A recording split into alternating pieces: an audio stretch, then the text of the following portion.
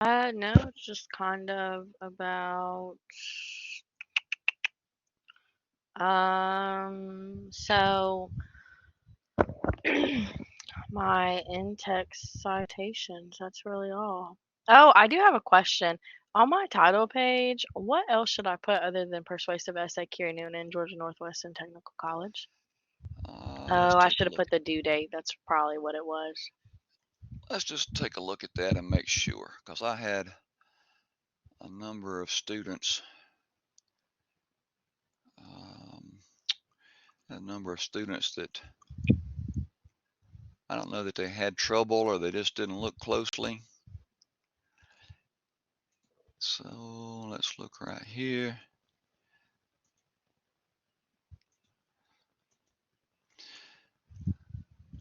All right, so here you can see this one has a 2-line title, but you have the title with all the lines, all the words capitalized. There's a colon to connect the subtitle, and then there's 1, 2, 3, 4, 5 lines below your name, the name of the college that you're studying at, the course name, the professor's name, and the due date. Okay. And let's see if I this comes off of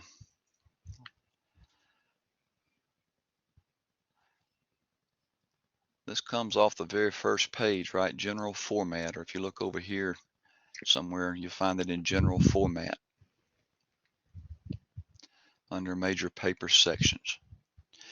And while we got that rolled up, I know I told everybody that the abstract is not a requirement, nor is the running head a requirement. Yeah? Yeah, and I put the running head. Did you? Bless your heart. I did. I don't think that I counted off on that. Anything that if I highlighted in green, it's a note without a penalty. If it's in yellow, then it's a penalty.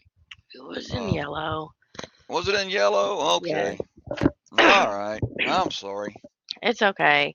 But it's just on it says like running head persuasive essay, and then on my next page it says it again.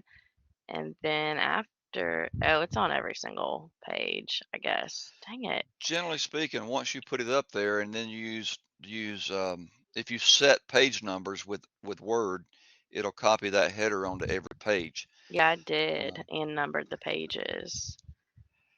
and the other thing, I don't know if you use, I've seen several students try to use the Word template for APA style, but it's in No, I sixth did. edition.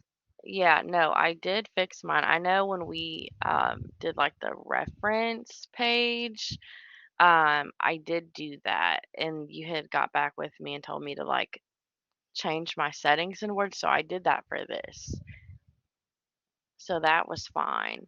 But Okay. I didn't put all that information on there though, so that's probably what I was missing. So thank you. I took a picture of that. And then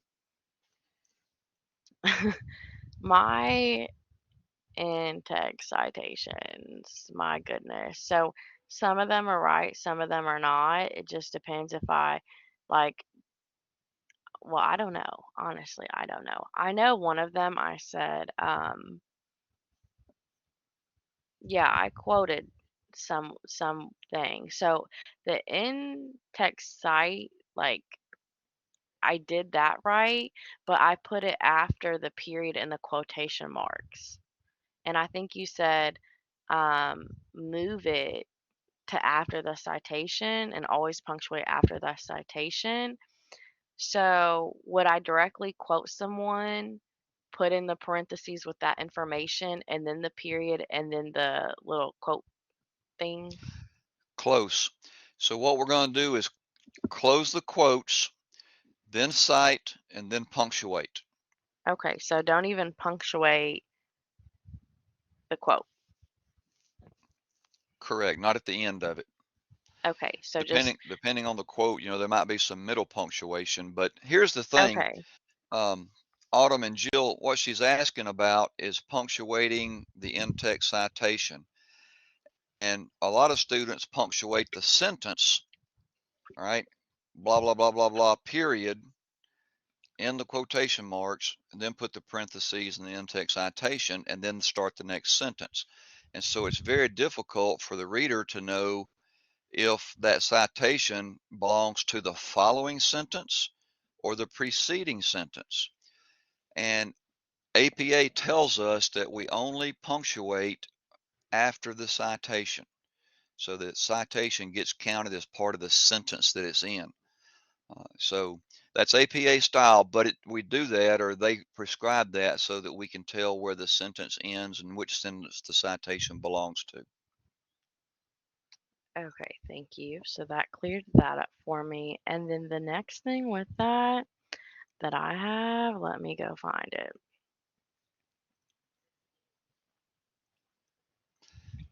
Let's see, let's see.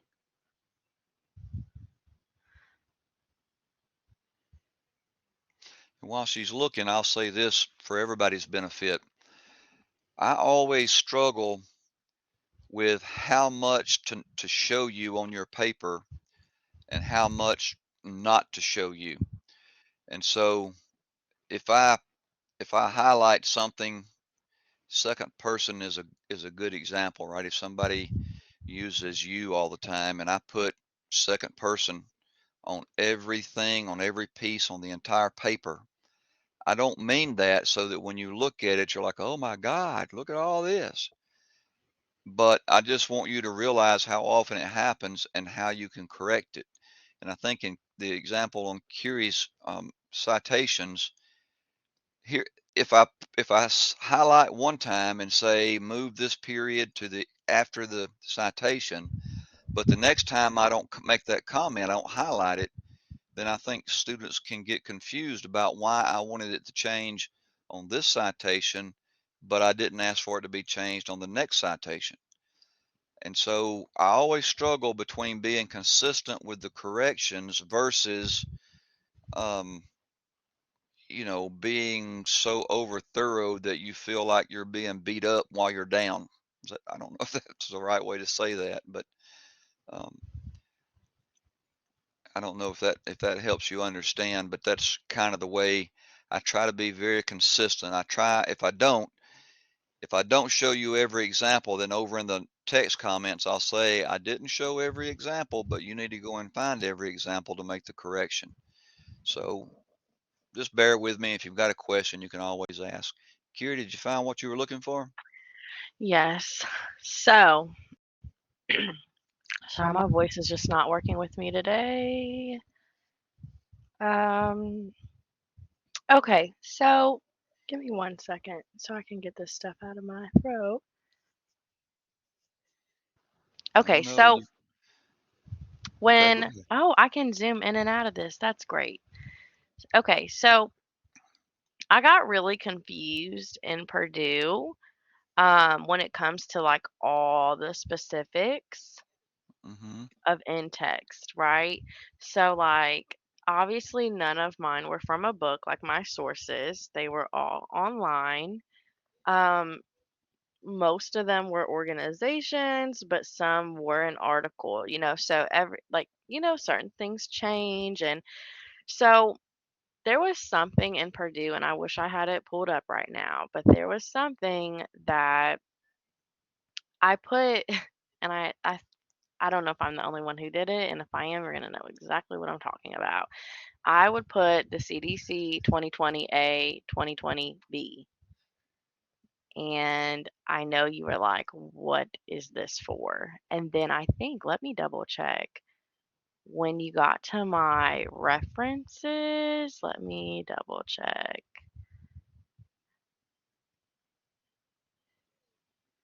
You said so the A and B in the in-text citations might be incorrect because they refer to separate articles. So, um, I did do A and B. Like I put CDC 2020A and then 2020B. But it's because I had them in the same paragraph, but they were different. They were different articles. So like this one might be smoking, and this one was smoking like paper, right? Like it just had a different word on the end of it. So like I don't even know where I'm going right now. Sorry. I Well, had two let's, different CDC sources, right? I yeah. had two different. I had CDC as my source, but two different articles from their website. And I just thought that I like reading all the specifics in Purdue. I thought if I had two of the same source, like two of the same author, that I had to differentiate them, but they both had the same year as well. And I'm trying to find it now in there about A and B. And then I also thought that they had to be listed like on like wherever we use that citation, it has to be listed in our references paper as well. But I also used both of them kind of throughout. So one says A, one says B. So like let's say, and I'm trying to find all this on one monitor and it's messing me up. But I know that like obviously CDC reference A I used in the beginning, right? And then I had B. But later on in my paper, I referenced back to a quote from A. And all So of then that is good. All of that is is good, but you have to have 2022A and 2022B on your reference page. And so what I've done here is pull up this section of the OWL with it talks about two or more works by the same author in the same year. yes. And so this is you see here while they've done it 2004A and 2004B. So we've got uh, two works by the same author in the same year. So Um, let's see what else it says. All years should be listed. Works with only a year should be listed before those with a more specific date. List dates chronologically. If two works have the same publication date, organize them in the reference list alphabetically. Um,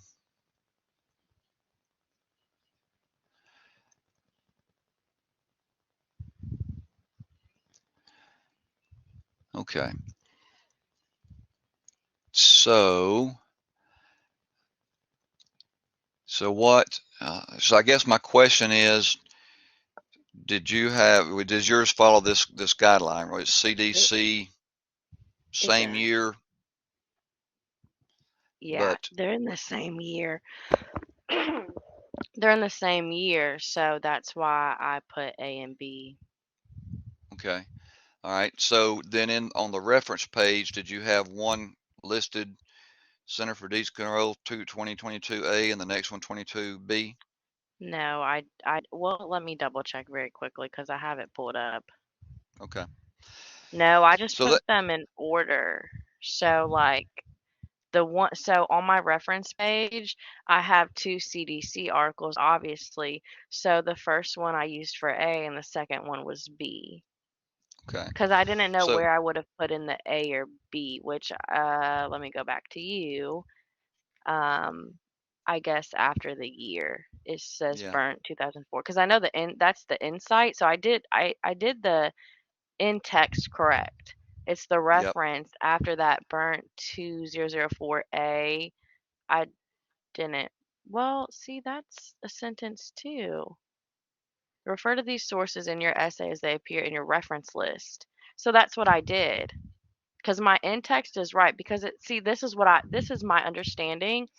So when you're doing the if it says if references with the same date are identified as parts of a series, part one and part two, oh, list them in order of their place in the series, then assign letter suffixes to the year. Refer to these sources in your essay as they appear in your reference list. So that's what I did. I put A and B, and then on my reference list, the first CDC, that's supposed to be A, and then the second one is B.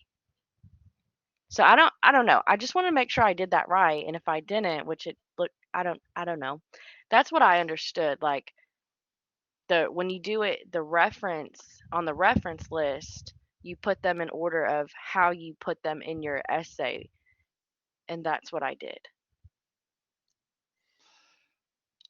Uh,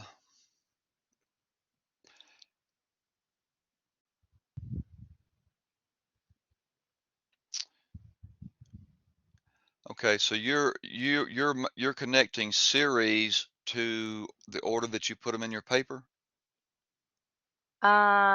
So So let's clarify. If you did this and you meant to do this, then it's okay, right? If you put same author, same year, you put them A and B, that's okay. yes, I But did that. you have to include the A and the B on the reference page as well. And So so, where so and see it's just confusing for me because there's no example of how like where would I put that in at. So I just when I read this saying then assign letters like refer to the sources in the essay as they like then assign letter suffixes to the year which would be the A and the B refer to the sources in your essay as they appear on your reference list. So I thought that meant CDC 2022A needs to be the first CDC on my reference list. And then CDC 2022B needs to be the second CDC on my reference list. okay, Like when I so list them, I didn't know where to put an A and a B in the reference list. yeah, so you took a really good stab at it, right? You took a really good stab at it. And what this says, refer to sources in your essay as they appear in your reference list, doesn't mean in the order that they appear, but that you have to use the in-text 2004A, and then you have to use 2004A on your reference page as well, as they appear on the reference page. In-text has to appear as it appears on your reference page. So you took a really good stab at So, something that not everybody tries to do. And you got it. If you intended to have the A and the B in text, you did it correctly. The only thing I think I'm hearing I didn't see is the A and the B down here on the reference page. yeah, nope. Oh my gosh. Okay, I see now. I don't know why. I just confused myself so much. Those are the references right there. Oh my goodness. For some reason, I don't know, right now I'm literally I wasn't reading that and I was just reading that like that was a quote. So it's right there. There it is. It's showing me literally where to put it. Okay, yep, that's the only thing I didn't do. I didn't put A and B after the year in the reference list. That's it. I And I will saw say the A. though, Yeah, go ahead, sorry. I was just going to say I saw the A and the B, and I wanted to make sure that you used it intentionally. Yes, And yes, I did. if you did, that's wonderful. Yes. The only other thing that I really have a question about, it's actually right under where you're at, is the introduction, preface, forewords, and afterwards. Mm-hmm. Let me go find it. There's a part where I also, let me find it really quickly. I put introduction and you commented on that and were like, I'm not really sure what you're talking about. Um, but again, obviously I try to do too much. Um, Well, this is one of those things where we get caught up trying to be in the academic voice, and we kind of overcomplicate what we're being asked to do. So you did more than you were being asked to do, but that's okay. That helps you stretch and grow. so let me find it. So I also noticed like when we correct me if I'm wrong because I try to take in a lot like in 2 days. So when we direct quote, we have to put like page numbers or like para one, para two, para three, correct? And when we Hmm. paraphrase, we don't have to, but they like it. So when I direct quoted, I did put like para one, para two, etc., etc. But when I paraphrased, I didn't. I left that out. But there's a part Okay. where it wasn't in a paragraph, it was an introduction. It's right here. Oh, and I zoomed in and I lost it. But I direct quoted something, obviously a quote, I'm assuming, or a statistic, something. And yeah, so I said, according to the American Lung Association 2022A, and then I quote, secondhand smoke is smoke being inhaled involuntary when others are smoking around you. Um, and then I put period and put the little quotation marks, and then in parentheses, I put introduction. I was trying to say, like, that's where that comes from. Like, if you go look at that source, it's in the introduction because it wasn't like paragraphs, it was just like in the introduction of that article. Um, So, a couple of things to first of all, we only cite introductions and prefaces and forwards and all that crap when the reference is a book. So okay. when we're reading an introduction to an Oh, article, that's sorry. just part of the article. Okay. I actually never saw that. It's in something else in Purdue. I can find it. It's when you're like, um, I think it's under like paraphrasing or something. Hang on,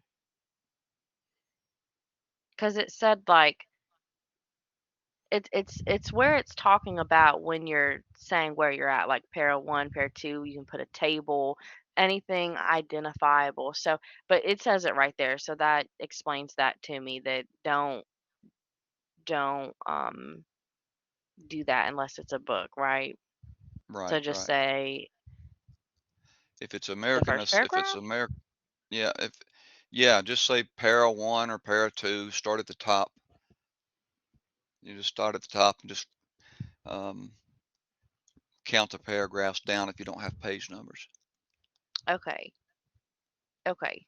Well, I'm glad you just I never read that. If I would have, I obviously wouldn't have done that. But Well, yeah, it was just so.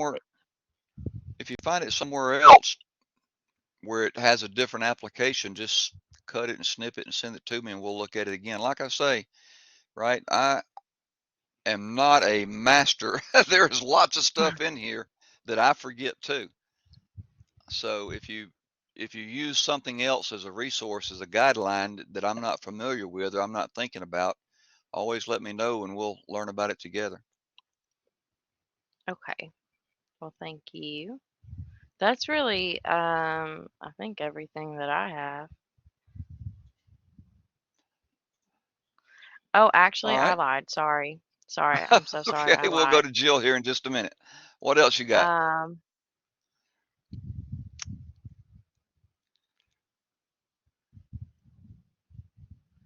let's see. I'm right here. I'm trying to get it to pop up here. Nope, that's all. Are you sure? It's fine. Yeah. No. Yep. All right, you keep looking and we'll go to Jill. Jill, has this brought up anything that you want to ask about? I don't think so. I'm good. I think it was Okay. the question I want to ask, but Autumn already asked about the APA reference, and I reposted even at the second time you say great and you get me 100. And I even reported for um, the third time. The same one though, the one I did the last time. I just reposted. So Yeah, and we're going to do it a third time too. So when we get to the third time, even if you made a 100, be sure to go ahead and repost it in the third time's the charm assignment. yeah, I did. Sometimes I'll promise you, sometimes I'll say, well, I'll go back and count it twice and I forget. So if you go ahead and post something in there, Yep, I'll have a, I'll remember I that did. you have done it very well. I did. Good. Yeah. Thank you. Yeah. Good for you. And so I will say, maybe during this paper, you guys found out that using APA style can be a lot different when you're having to read and find your own resources. You know, we do the little practice ones and we do them 3 times to help you stay focused on what gets italicized, what doesn't get italicized, what comes first and what comes later. But there's just so many different variations. And when you start reading your own work, you're finding work out there and you find something, well, we always find an interesting paper that we want to cite before we see all the information we're going to have to put in the citation. if you knew if you knew how complicated the citation was going to be beforehand, maybe you could choose a different paper. But we have tools that help us, right? Um, we have what we call CITE, site generators. And the Purdue Owl has a site generator on it somewhere. I Hey, can't I'm so remember sorry exact. not to cut you off. Uh-huh. Speaking of that, I actually used one of those for my references, and they got 3 of them wrong because you Yeah. knocked me for them. So, and I didn't really have any time left, and I was crunched on time, and I was just like, "Is that right? I don't know." But my sources, it would have taken me quite a bit of time to really sit down and, figure out what's what because like the CDC was very straightforward, but it was like I used some article and the publisher and it was just a lot for me and I questioned like, well, what's the container and what's who do I write as the publisher, like all that or like the in press and I'm just like it really confuses me. So and I struggle with that. So I just went to like one of those reference like generators. Like I used EasyBib and then I also used something else. And I was just like, you know what? We're just gonna go with it. And then when you graded my paper, 3 of them were wrong, and I was like, no, I'm never using it again. Well, it's a good tool, right? Those are all good tools, but we they aren't perfect, and we have to go back and look and make sure that things are the way we want them to be. And probably, I don't remember specifically, but if it was that consistent, it probably had to do with italicizing the name of the container versus the title of the paper or something It was. that's that's pretty consistent. Um, That's so exactly what it was. And then I think the first one that it did for me was the American Lung Association. And it put like association, but then it wanted to like abbreviate American and lung for initials, and you were like, spell that out, girl. Like what? yeah, But it did. That was the other two. It would just capitalize, like it would italicize the title and not the container, and that's what it got wrong. so that's pretty common, and it's okay. Use it, learn from this paper. The next time in the next iteration, go back and change the italics.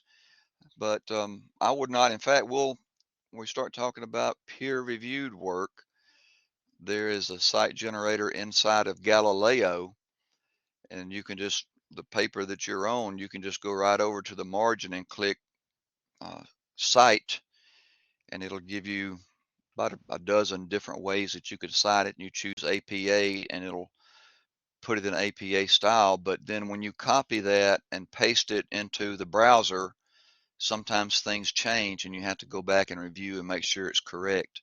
So that's what I was going to say. It's fine to use those site generators. They're a good tool, but you have to check behind them. Autumn, did you have something you wanted to add? Yeah, on one of the comments, it's the one with the newspaper. When Hmm? do I put the IE with the two, I don't know what those are called, but the two dots, and then No, FOIB, or just FOIB, 5B, and 8B? no. IE just means for example. So Oh, okay. I'm saying for example, then whatever the text is afterwards, Okay, that's what you should address. that was my only question. Good. That was easy to answer. Jill, have you thought of anything you needed to ask? Yes, when you're talking about the tour and stuff like that, it remind me about when I submit my essay, is the tour scan my essay and say like 41% a familiar like online or something like that. That's okay for the APAs, So you're talking about the recognition rate, right? and and so our goal is about 25%. 41% is a little bit high. I don't really start panicking this time of the semester because generally speaking, that number is generated by the number of words that you've used divided by the number of words that come from a pre-existing source. And so to change that 41 to 25, you can reduce the number of quoted material. Instead of having a 2-page quote, cut it down to 1 page. and then add some original material that tells me what you thought about that particular statement or whatnot. So this is a tool to determine what we call, I guess, plagiarism. And I've got, a couple of papers that were 100% plagiarized, copied from a friend from last semester or something. I don't really know where they come from. But if that number gets too high, then we need to look at ways to reduce the copied material and increase your original material. Okay. 45%, huh? I 25% know. is our target. I know. That seems really hard because mine was at 40%. And when Oh, I was looked at it, yeah, mine was at 40. And when I saw that, my heart dropped because I was like, no, I hope he doesn't think I like plagiarize. And then I like it'll break it down for you too if you like click a few buttons and it'll show you like it even breaks down like this where like it colored mine for me like red, purple, yellow, green, blue, and it'll show you percentages of sources where they say similar things. And I was like, I didn't even go to that website. I have no idea what they said, but I think it's just kind of like it did show me a majority of what they, that percentage, that 40% was quotes that you put in there because it is from somewhere else. But I paraphrased too, but some of it was kind of hard because it's just straight statistics that you're trying to paraphrase, so you don't have to keep like quote, quote, quote. Um, and it other people are gonna kind of come up with if it's not like you said, Mr. Moore, like original own thought material. It's you're like paraphrasing something and it's very like statistics like 30 like 90% of lung cancer comes from this. It's hard to put that in different words so it's going to show up too, right? Like kind of like someone else probably out of the 100,000 people that have wrote about this said almost the same wordplay too if it's something like that, Hmm. but Yeah. our goal is 25%. Oh my goodness. Well, and like I say, the key to that is reducing, if you want to say 90% of Americans experience lung cancer, keep it to 6 or 8 words and don't let that turn into a 3-line quote from a material because that's 3 lines of that it gets recognized. So reduce the number or the amount of borrowed material and increase the amount of original material, and that number comes way down. Yeah, it's fine. We have to call on existing research to support our thoughts, our ideas. So it's fine to do that. In fact, you should do it, and there are ways that APA tells us we can do it. We just want to keep it in a good balance, a good healthy balance where papers are giving us new ideas. And think about this really. I've worked or let you guys work with some very common, you know, topics. And so at some point, if this was going to be a research paper and you were going to do the effects of smoking or is smoking harmful or whatnot, I would tell you that you have to honor what we call common knowledge and new ideas. It'd be very hard to write a paper about smoking and not rely on what we call common knowledge, right? Everybody knows that smoking causes lung disease, heart disease, and death. Everybody knows that smoking harms your lungs by killing off, causing necrosis. Everybody knows that, all of this, there's just so much knowledge about smoking now that it's really hard to find a new and unique approach to a paper about smoking. Um, so when we get to research, that may come into play a little bit where the topic will be new enough that everything you want to say doesn't show up as coming from somebody else's research. Does that make sense? When you're using a really tired and retreaded Yes. topic, everything seems to appear as if it's come from somewhere else before. But when you're doing new and original research with new and original topics, that'll change a lot on its own. Yes, that definitely makes sense, but you made the research paper time seem very intimidating. Well, it's not a lot different, right? You're going to write a paper and you're going to use in-text citations and you're going to use APA format and you're going to create a reference page and a title page. The big difference will be um, the finding, the original research. So, But so that's also very exciting because it gets to be something that's important to you.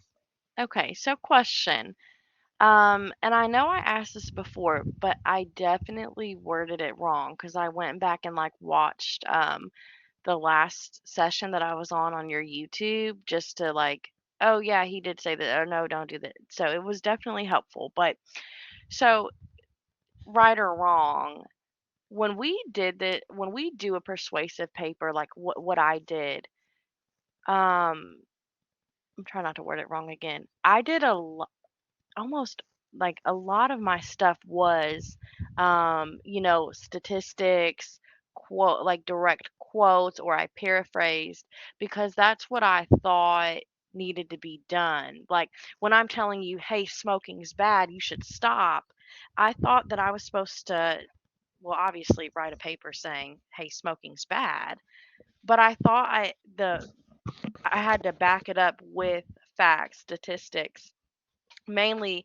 more than me put in my own thought. Like I know I couldn't speak in first or second person, but I thought most of it should have been, you know, outsourced, I guess, not really my own input. So that's kind of what I did. And really what you're wanting is my input and back it up with some facts or I think quotes. so, yeah. I Okay, think because I misunderstood. we use our citations to support our ideas. Okay. So really, you did want to know like my actual standpoint and input, just third person, and then back it up just a little bit with some citations and stuff like that. I think that's fair to say. Okay, Yeah. because I mainly, it's probably why my paper's at 40%. I thought, because when I asked you last time, I said, so, and obviously I'm not going to quote myself word for word, but I kind of made it when I listened back to it, I was like, "Oh, he probably thought I meant like what I say meant first person." What I was saying is like my input, don't really do a lot of that. Use other sources. And you just meant no, don't write in first person. Like what you think what you should do. I think you should do this, you should do that. And I really meant like, my standpoint on it. Um, like come up with my own things to say, not use someone else's stuff. So now I understand better. Yeah. Okay. So you could say smoking is harmful. It causes a number of health diseases, and people who smoke, aren't making good life choices. So, oh my And then goodness. you would Okay. cite, Smith or the American Association on Lung Cancer or whatnot. Okay. Because see, there was somewhere where I paraphrased, and what triggered my brain to ask again is because you said, when we do the research, a lot of it's common knowledge. Most of this for me, most of it, not all of it. There's actually some things that I learned from doing this persuasive essay, but a lot of it I did know, you know, but I thought that I couldn't just put put it in there. So I literally found a site that said like smokers, tobacco is expensive and you can save if you don't buy it and this and you're clean. And I just paraphrased it though because I didn't want to direct quote it because I thought that I had to use more sources than my own input. So You do. really, You do, and you did. So that's true. You can't just say smoking is expensive without citing where you got that information.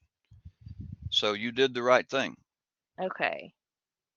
Okay. You can't even say I smoke 6 packs of cigarettes a day and spend $8,000 a month on cigarettes. You can't even say this is what I do, right? You would have to say some smokers smoke 8 packs of cigarettes and spend $8,000 a month, and you'd have to cite that. So you did the right thing, right? Um, if I'm understanding everything correctly, we can't just say this is my experience or this is what I know Yeah, I already. wasn't gonna put my personal stuff in there like that. Just like there's some of it that I really did think was common knowledge, but I thought I Okay, couldn't just state that, that I'd have to back it up. So most, I don't know, I you're right. You're right. okay.